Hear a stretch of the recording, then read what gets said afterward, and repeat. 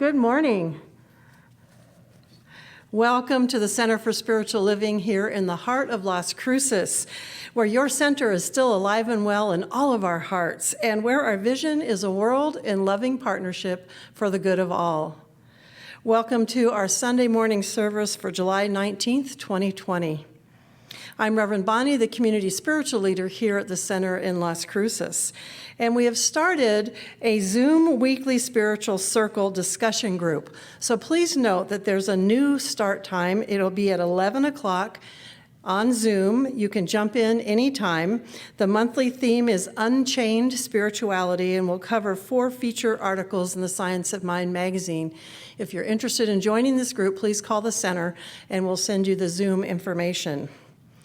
Also, see our newsletter for different things that are online that you can Zoom into, workshops that the Home Office are providing and other things like that. July is also the month when I usually do a Q&A service, question and answer. And I'm going to do that. It'll be a little different since we won't be in person. So please email me or text me or call the center with any questions that you have about our teaching, our principles, and the center. And I will respond to those on July 26th for our Q&A Sunday. And then on the same Sunday at noon, we will have another noon Zoom. We can dive even deeper into the answers to those questions if you still have some, or we can just have a social time together. We also posted on our website the CSL Convention of the Americas. That's the convention that usually takes place in Chapala, Mexico. This year, it's actually going to be provided to you online if you would like to go. The registration information, again, is in the newsletter and on our website. I am exceedingly grateful to everyone who continues to support us with their tithes and offerings, whether through the website, through the mail, or dropping them through our mail slot in the back of the center. We are still tithing 10% of everything that comes through to us here at the center. And this month, our tithe recipient are the veterans at Community of Hope. They need their funding for homeless veterans, both those who live on the street as well as those who are staying at the Community of Hope. They provide for them internet service, employment services, food, and any other needs to help get the veterans back on their feet and into places of shelter in the community. So now, please join me in welcoming our practitioner in service this morning, Martha Ward. Good morning, everyone. My name is Martha Ward, and as your practitioner in service, I want to remind you that the practitioners are available to pray with you over the phone. If you do not have their phone number, call the office and we will have a practitioner call you back. We also have a prayer request button on our website, so you can still send us your prayer request. The confidential request goes directly to a practitioner, and we are still praying with you from our homes as we Zoom together at our usual time on Tuesday afternoons. So now is the time for song, silence, and prayer.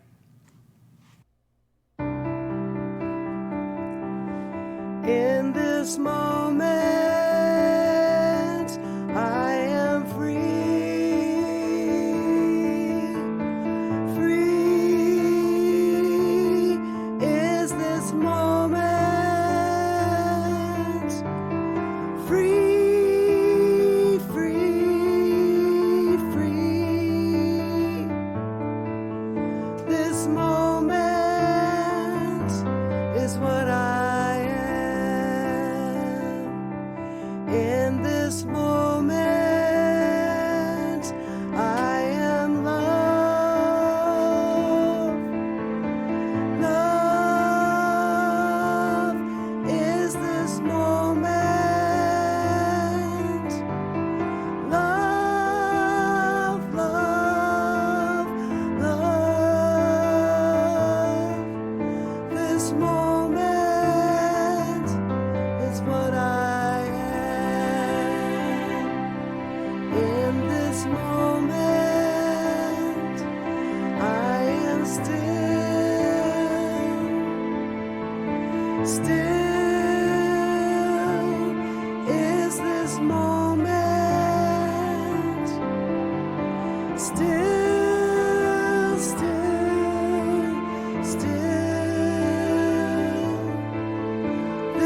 moment is what I am.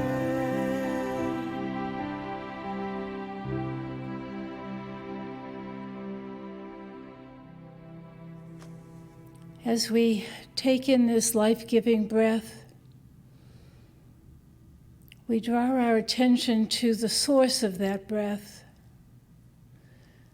to that one great, universal, omnipresent, omni-loving being that we call Spirit. And we know that we are gathered together today as individual replications of that one Spirit. We are here in a physical form and as unique representations of Spirit. And so as we recognize this oneness with Spirit, we understand that we are one with one another, whether we are in each other's presence or not. And so we come together today to be in unison and in unity with one another, to express our love for life and our love for each other and our love for Spirit. And so it is. The reading this morning is from The Science of Mind. And Ernest Holmes on page 108 talks about freedom or bondage. Freedom of will means the ability to do, say, and think as one wishes, to express life as one personally desires. To be able to merely think and dream of freedom would not be liberty. A prisoner under a life sentence can do that. To imagine without the power to manifest such imagination would be to remain in a dream world which would never come to realization. This is not the world to which man lives at all, for man's world is one of self-expression, even though this expression seems to limit him. We are in an infinite mind, and infinite mind is also us. It is by this mind that we think. This mind is eternal, therefore we are eternal. This mind is complete, therefore we are spiritually complete, though we do not appear so. This does not alter the fact that potential man is just as perfect as the inherent God. If a freedom under compulsion would amount to the worst kind of bondage, if there had been a way by which the divine creative principle could have compelled man to suddenly appear on the scene of experience, full-orbed with all his freedom, and still be an individual, then verily by the law would this have been done. But even God could not do this. The only way God can evolve a spontaneous individual is to let him alone and allow him to awaken to himself. So man must be created with the possibility of limitless freedom and let alone to discover himself. We must know definitely and consistently that the universe is for us and not against us. And so it is.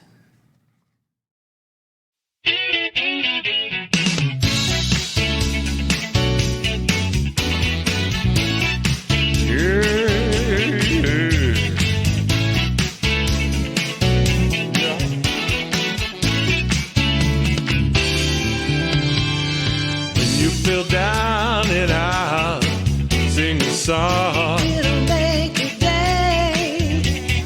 Here is the time to shout, sing a song. It'll make a way. Sometimes it's hard to get. Sing a song, it'll make a day. The smile is so hard to bear. Sing a song, it'll make a way. Sing a song, sing a song.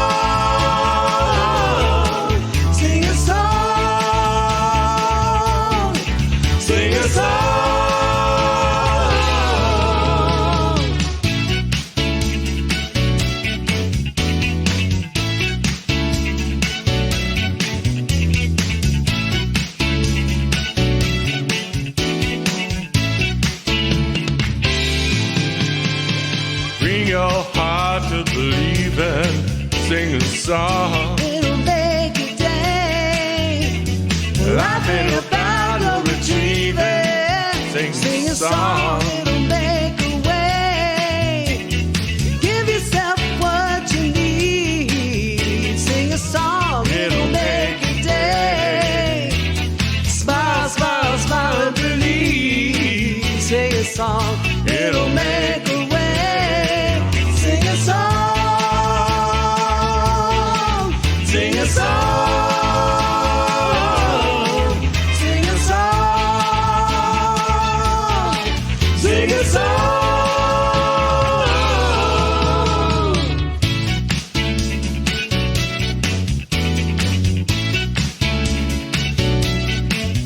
Now if you sing a song a day, you can make a better way. Yeah, yeah, yeah, yeah, yeah, yeah, yeah.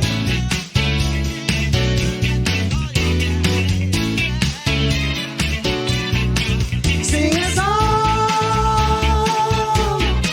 Sing a song.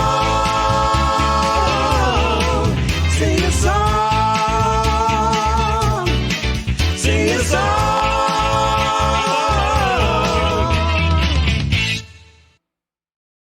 It's my pleasure to introduce someone who hasn't spoken for the center before, someone who I really appreciate his energy, the love that he brings to our community, and he's an amazing speaker in his own right. So, are you free? Would you like more freedom? What is the goal? Well, that is the goal of our speaker today. When he retired from a career in business, he became a licensed massage therapist and healer. He and his wife, Jan, moved to Las Cruces about 2 years ago.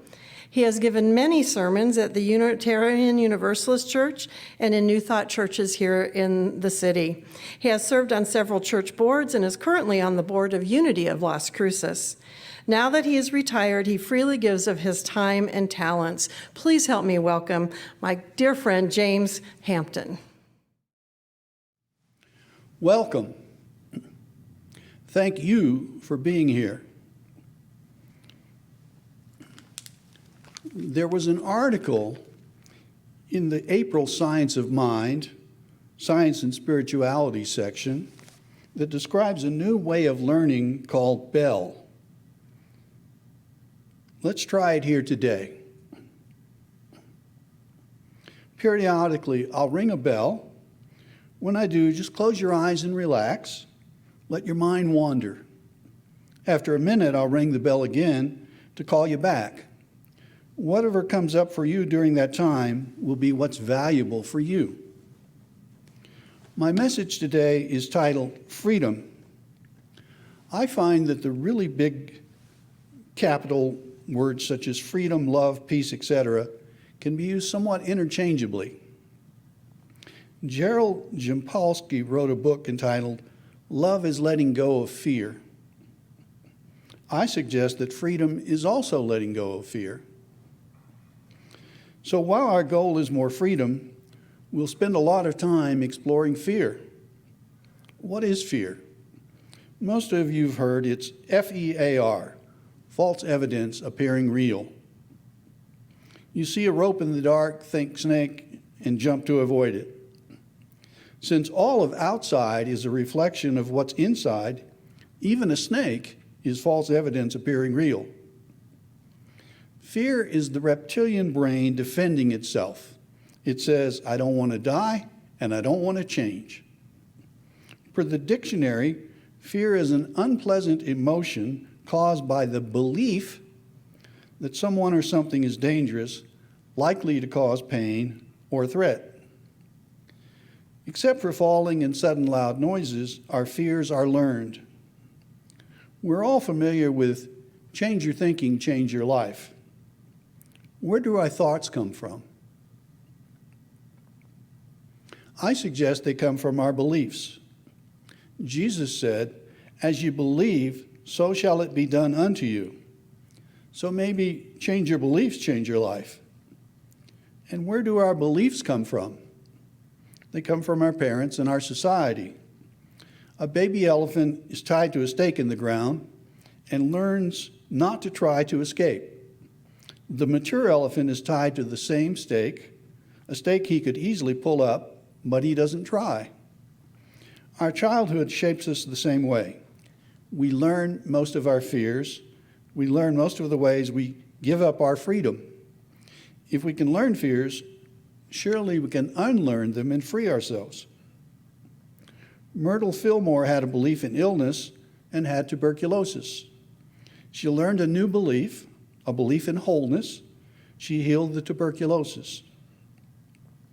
I suspect some of you are thinking, what's all this talk about fear? I don't have many fears. Good for you. How about worries? Worry is just fear dressed up in a business suit. Also, it's possible fear is hiding in your subconscious and you're unaware of it. It's time to explore some fears and what we might do to let go of them. My suggestion for how to let go of a fear is just that, a suggestion. I know that I don't know, but perhaps I can spark something in you that takes you to your inner knowing. Let's start with the big fears. We fear death. To help let go of the fear, we can make our preparations, such as a will, organ donation, and a living will. Then we simply accept that death of the physical body is inevitable and decide we will experience death consciously. We begin now to release all resentments, to forgive others and ourselves, to expect nothing from the world, and we courageously decide to experience death with curiosity. Many of us believe we are an eternal spirit, and death is just dropping the body and entering into a new state of freedom. This belief can be very comforting. It's still a good idea to make our preparations. Woody Allen said, "I'm not afraid of death. I just don't want to be there when it happens." I'm suggesting that we experience every part of life, and that certainly includes our transition. Some sources suggest that perhaps subconsciously our biggest fear is the fear of God. We fear God because we're under the illusion that we separated from God, and surely God will punish us for that. The illusion is our ego run amok, and if ego's running the show, the fear can seem very real. Illusion is the key word. It is our illusion of separation, and we cause ourselves any suffering that occurs. God does not punish us. Hopefully, we've all outgrown the idea of a punishing God. If not, or if we know others who have not, can we agree to just laugh at the idea of a punishing God? Also, let's make awakening from the illusion of separation a goal. Other fears that are common to most of us are fear of lack, fear of abandonment, and fear of what others think of us. There's a Zen story of a monk who builds a very nice raft to cross a river, then continues his journey carrying the heavy raft on his back. Is fear of lack causing you to carry an unnecessary burden? Where is fear of abandonment restricting your freedom? There's a saying that what you think of me is none of my business. I prefer, each opinion of me counts, but none too much. Let me give you an example of fear limiting freedom. If you told your spouse, significant other, or someone close to you, every thought that comes into your mind, that could be very liberating. But we're concerned about upsetting the other or their reaction, and so we hold back some things. It's let your mind wander time. Close your eyes and relax. I'll ring the bell in about a minute to bring you back.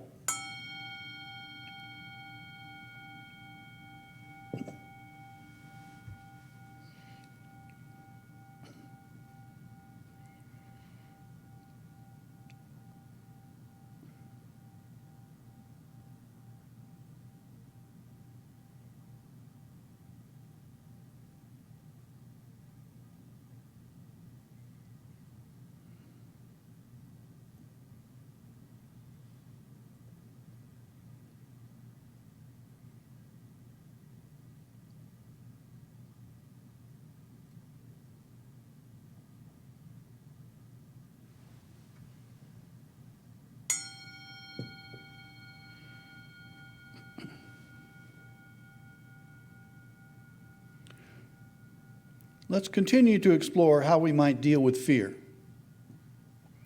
We can use prayer, meditation, denials and affirmations, spiritual readings.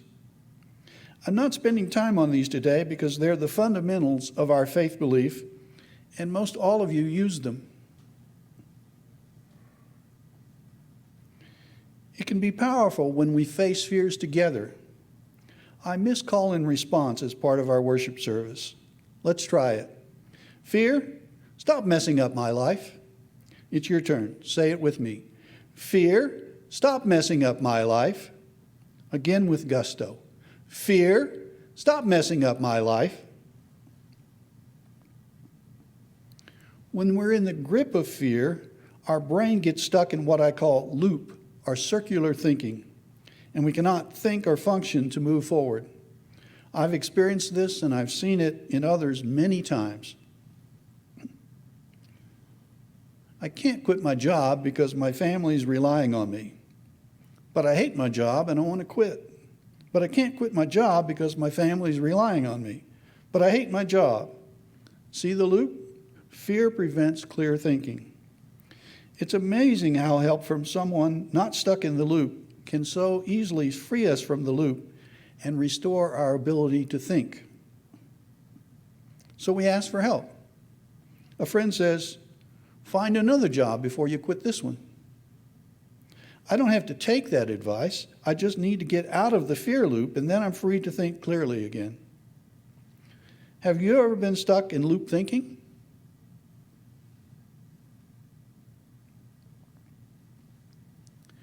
I suggest a major way our beliefs change is to be exposed to new beliefs and observe how they work in the lives of those who hold them. For example, I believe I'm responsible for my daughter and she does drugs and drinks too much.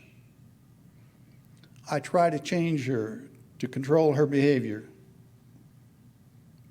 It doesn't work and I'm upset. I go to Al-Anon and am exposed to the belief that my serenity is not dependent on what my daughter does, it's an inside job. One tool that is helpful in overcoming fear is a life review where we recall fears we faced. Usually most of the things we were fearful or worried about never happened. For example, when I was a boy, I believed I would never learn to drive because my stepfather wouldn't teach me. I often pictured being forced to live in a large city and use public transportation. It was a silly worry. What did you worry about when you were young? Maybe all worries are silly. For fears we're not aware of, our subconscious fears, we can try giving our fear a voice. Fear, what do you want me to know? We intentionally confront fear instead of letting it be behind the curtain, running the show. We know that everything is energy, and that includes fear. Since fear is energy, we can transform it. For example, if I have a fear of public speaking, and I recognize it as just energy, I can focus on changing the energy so I'm more energized, more excited, more up when I speak. When dealing with fear, stop doing this. Do this.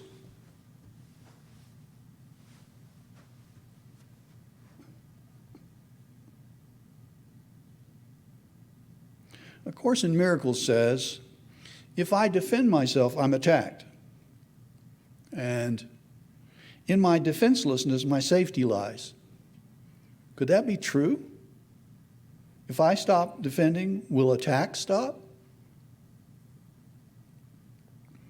It doesn't seem logical, but my experience is, yes, it works. But it takes effort to change the lifetime habit of defending. Another tool is awareness of our thoughts as creators of self-fulfilling prophecies. Job in the Bible said, "For the thing which I greatly feared has come upon me, and that which I was afraid of has befallen me." Since I mentioned the Bible, let's digress slightly. What is a Bible to you? Perhaps it's true from cover to cover. Perhaps it holds no meaning at all. Perhaps it's a collection of myths and stories that help shape our collective consciousness. Perhaps it's an energy vortex that deeply affects us, whether our mind understands what we read or not. Perhaps we should try reading it not as a history, but as the story of our individual lives, a sort of life script. In Genesis, I come into existence. I don't exactly understand my existence, but I am, and I am free. I create or become aware of duality, good and bad. Life happens to me, and I gradually lose my freedom. In Exodus, my natural yearning to be free again leads me to overcome the inertia that is holding me captive. My captor appears to be an outside force, but it's really my habit energy. I've become accustomed to a particular lifestyle and am reluctant to give it up. Reluctant to give up what is for the possibility of what can be. My struggle for freedom is a process, 2 steps forward, 1 step back. It is my script, but my script includes others. I do not and cannot go alone. I create many aspects of self. I am Moses the leader. I am Aaron the priest. I am Miriam the prophetess. I am Joshua the overcomer. God or source is with me on my journey, and I am safe. Some of my aspects of self are more aware of this connection than others. The duration of the journey to freedom is 40-something, which metaphysically means a long time. Any time spent in fear is a long time. Biblically, it was 40 years. But for you, it could be 40 years, 40 days and 40 nights, 40 seconds, or even 40 milliseconds. The timing of our journey to freedom is up to us. Finally, I arrive in the land of milk and honey. I remain free as long as I have the courage to meet life daily. Exodus ends, but there are many more books, and my life script continues. So, if this is your life script, or my life script, notice that each of us begins in freedom, journeys through fear, and back to freedom. The journey is a natural part of life. We can find hope and comfort in the idea that we're naturally journeying from fear to freedom. Remembering my life, I think there was an early time without fear. There was certainly a long period of many fears, struggles, and obstacles to overcome. But gradually, more and more freedom materialized. What has been your experience? Have you had a similar journey through life? If not, could it still be possible? Is freedom part of your destiny? It's let your mind wander time. Close your eyes and relax. I'll use the bell to call you back in a minute.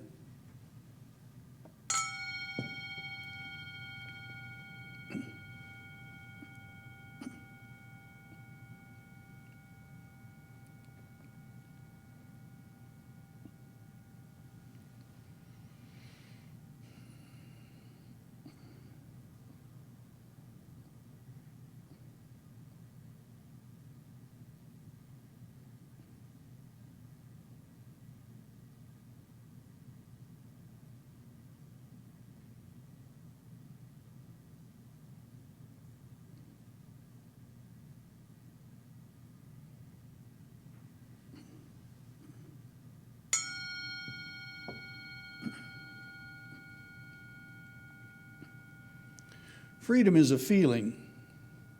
We feel it when we don't have freedom. We can also feel when we do things that move us toward freedom. We know we create our reality, that it's a mirror of what we believe, what's inside. But the outside world around us seems very real and seems to limit our freedom. If we want more freedom, we are free to change our outside world, our inside world, or both. And freedom has no limits. If you feel totally free, enjoy the feeling for as long as you like. Then you're free to explore some new freedoms. Maybe try to see through the world of illusion, or try an out-of-body experience, or just feel yourself expand because you're bigger than you think, or travel to another dimension, or you're free to fill in the blank. Freedom has no limits. Earlier, I mentioned the Bible as possibly being a vortex for energy. My wife and I have found another book that works as a vortex for us. It's called The Way of Mastery, and we're on our 7th reading. It uses the word Christ, and I know some of you have trouble with that word. The meaning here is Christ is God's creation, and each of you are that. For Christ consciousness or Christ mind, can we substitute perhaps cosmic consciousness or cosmic mind? Don't get stuck on a word. I'm going to read an excerpt about freedom, and I encourage you to let the vortex work to experience the energy of the reading. Beloved and holy friends, we come forth in this lesson to yet again remind you that all that you think, all that you see, all that you do is not the result of that which comes to you, but rather that which comes from you. For always and forever, the world you perceive is uncaused, save by yourself. This is why it is always true that freedom is closer to you than your own breath, that freedom is the reality of your being, that freedom is that which is realized without effort. Freedom is realized when you decide to accept the truth that is true always. I and my Father are one. I am that I am. You are consciousness. You are awareness. You are that which witnesses, that which experiences, that which pays homage to the one thing God has created, Christ, which means the anointed. You have been anointed since before the beginning of all worlds with that which the Father is, awareness, pure intelligence. You've been anointed with the ability to choose what you would wish to perceive, and thereby imbued with the power to create. You abide freely each moment. This freedom is completely unobstructed and unchangeable forever. It is in your freedom that you think what you think, you see what you see, you feel what you feel, even in your third dimensional reality. At any moment, you're perfectly free to see the radiant beauty of the real world pervading all things, even your own consciousness, just as you're also free to see fear. Thus ends the reading. As we close, the Bell Method from Science of Mind magazine recommends you ask yourself, what did I find most interesting, inspiring, or useful?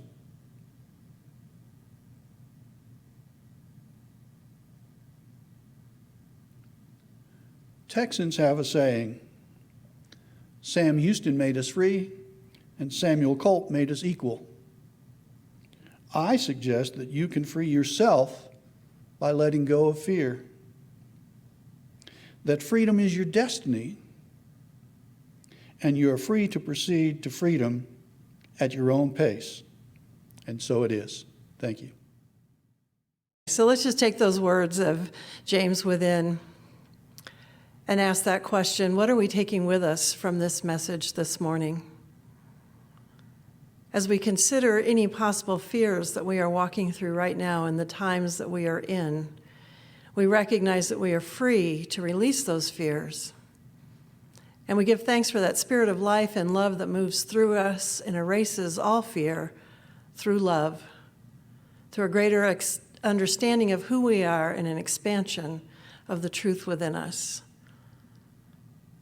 And so I give great thanks for this talk this morning and this reminder from James and all the ways that he has shared with us that we are truly free as we release our fears, allowing that faith and love and peace to be what moves in and through us as we move in the world.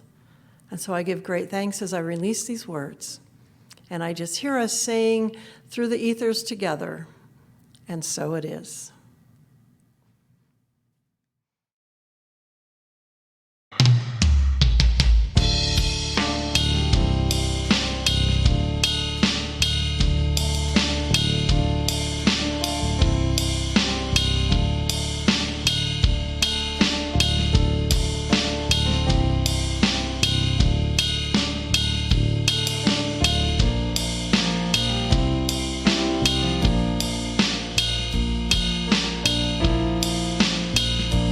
We are dancers in the light and singing.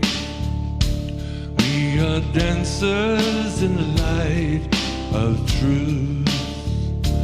We are dancers in the light and dreaming. And this dancer made of light is you. La la la la la la la la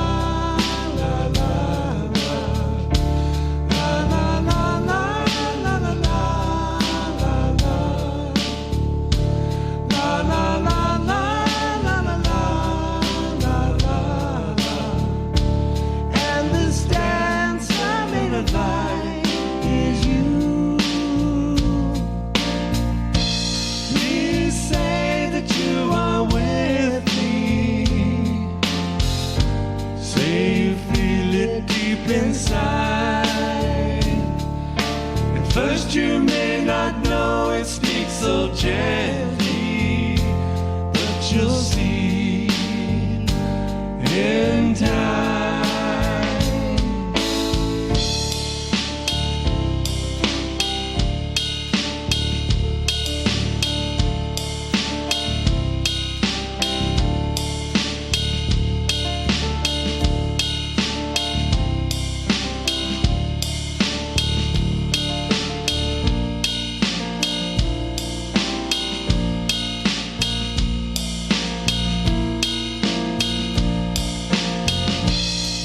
Inside knows so surely what is right and what is true.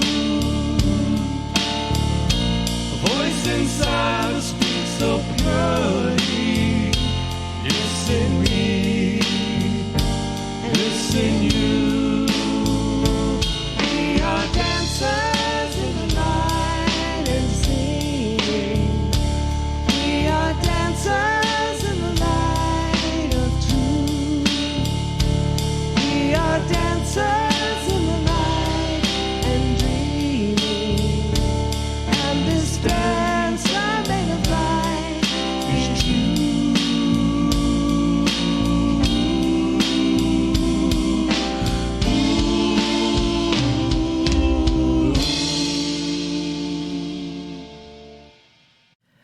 Thank you again for joining us for this Sunday service and taking the time to be with us in spirit. Please stay well, stay healthy, stay home. I love you all.